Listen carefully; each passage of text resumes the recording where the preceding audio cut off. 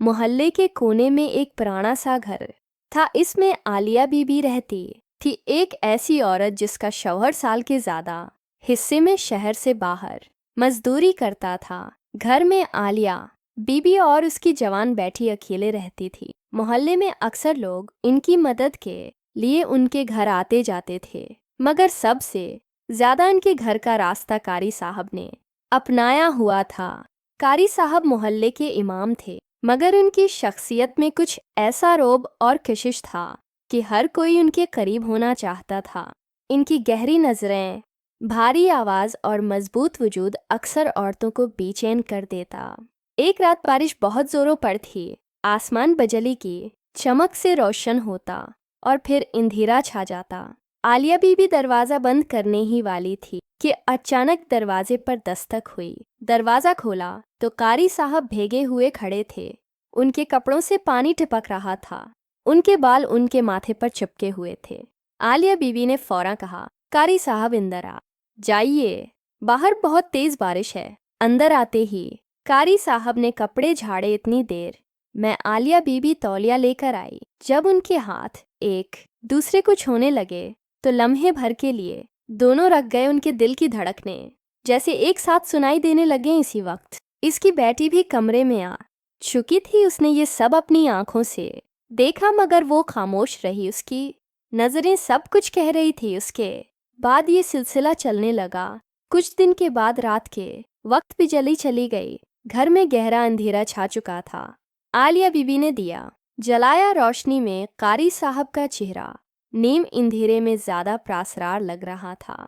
कारी साहब कहने लगे, अंधेरा वो बातें दिखा देता है जो रोशनी छिपा। आलिया बीबी ने कारी साहब की बात सुनकर अपनी नज़रें झुका लें और इसके हाथ में दिया कांप रहा था। कारी साहब ने दिया थामने के लिए हाथ बढ़ाया और कारी साहब का हाथ आलिया बीबी के हाथ से टकराया। ये टकराव लम्हे भर का था, मगर दोनों के दिल में बजलियां दौड़ रही थी। बैठी पर्दे के पीछे से ये सारा मंजर देख रही थी। इसके दिल में अजीब सा इत्मीनान पैदा होने लगा। अब बैठी बहाने बहाने से कारी साहब के करीब आन वे जब कारी साहब से पढ़ती तो बार बार उनकी आंखों में देखा करती। कारी साहब भी जानते थे कि ये नज़र किसी शागिर्द की नज़र नहीं, बल्कि एक अलग कशिश की है। एक दिन कारी साहब ने उसका हाथ थाम लिया।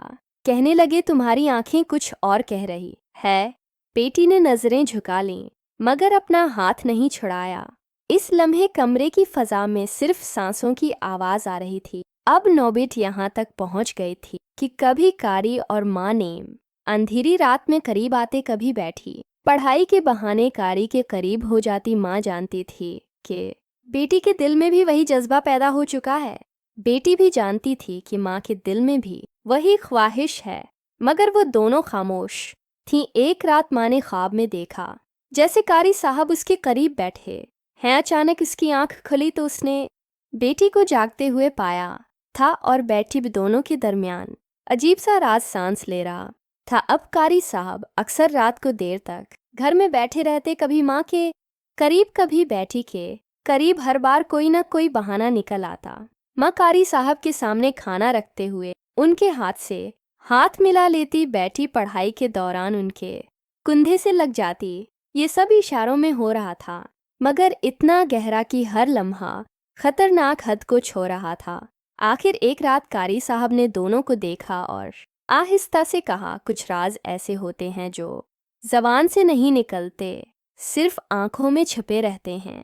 माँ ने कारी साहब की बात सुनकर अपनी नज़रें झुका लें। बेटी की सांस तेज होने लगी। कमरा खामोश हो चुका था, मगर तीनों के दिल में एक ही सवाल था कि क्या ये राज कभी टूटेगा या हमेशा राज रहेगा। ये कहानी एक गहरे नफ्सियाती और जज्बाती तजर्बे को पेश करती है, जहाँ ख्वाहिशों, राजों और समाजी दबाव के दरमियान पसते हुए ताल्लुकात की इक्कासी की गई है। ये न सिर्फ एक घरेलू ड्रामा है, बल्कि इंसानी फितरत के उन पहलों को भी उजागर करती है जो आमतौर पर छिपाए रहते हैं। हर किरदार अपनी अंदरूनी किश्मकिश में उलझा हुआ है और उनकी खामोशियाँ इनके जज्बात से कहीं ज़्यादा बोलती हैं। उस कहानी में रोशनी और अंधेरे का इशारा बहुत खूबसूरती से इस्तेमाल किया गया है। अंधेरा न सिर्फ हकीकी तारीकी है, बल्कि वो जज्बाती और इखलाकी तारीकी को भी जाहिर करता है, जिसमें किरदार गिरफ्तार हैं। कारी साहब की शख्सियत में एक ऐसा रौब है जो दूसरों को अपनी तरफ खींचता है, मगर यही कशिश तबाही का बाज भी बन सकती है। आलिया बीबी और इसकी बेटी दोनों ही मासूमियत और तजर्बे के दरमियान एक पेचीदा ताल्लुक में बंधे हुए हैं। वो एक ऐसी समाजी साख्त में मकीद हैं जहां उनकी ख्वाहिशात को मायूब समझा जाता है, मगर उनका दिल उन्हें एक ऐसे राज की तरफ खींच रहा है जिसे वो जानते हुए भी छिपाने पर मजबूर हैं।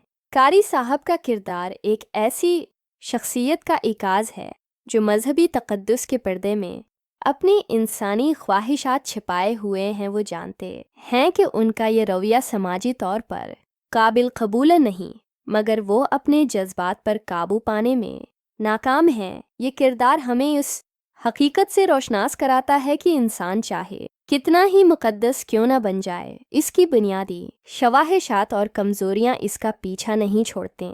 कहानी का इख्तिताम एक सवाल या निशान पर होता है जो कारी को सोचने पर मजबूर करता है।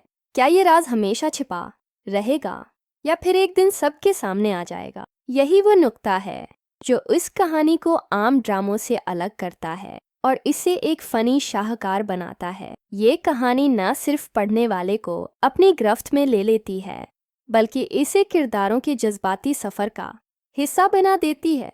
हर लफ्ज़ एक गहरा मानी रखता है और हर जुमला एक नई तह खोलता है। ये कहानी दरअसल इंसान की इन अंदरूनी जंगों की एक आसी करती है जो वो रोज़ाना लड़ता है मगर कभी जाहिर नहीं होने देता।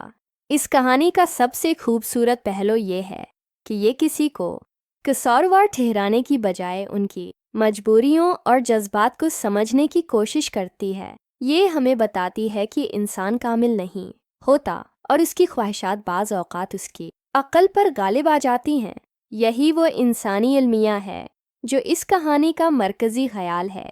आखिर में ये कहानी हमें ये सोचने पर मजबूर करती है कि क्या हम वाकई अपने जज्बात को काबू में रख सकते हैं या फिर ये जज्बात ही हैं जो आखिरकार हमारे फ़ैसलों को कंट्रोल करते हैं। शायद उसका जवाब हर इंसान के पास अपने अपने तजुर्बात की रोशनी में मुख्तलिफ होगा, मगर एक बात वादे है कि ख्वाहिश और राज हमेशा से इंसान की ज़िंदगी का एक अहम हिस्सा रहे हैं और जंगले भी रहें।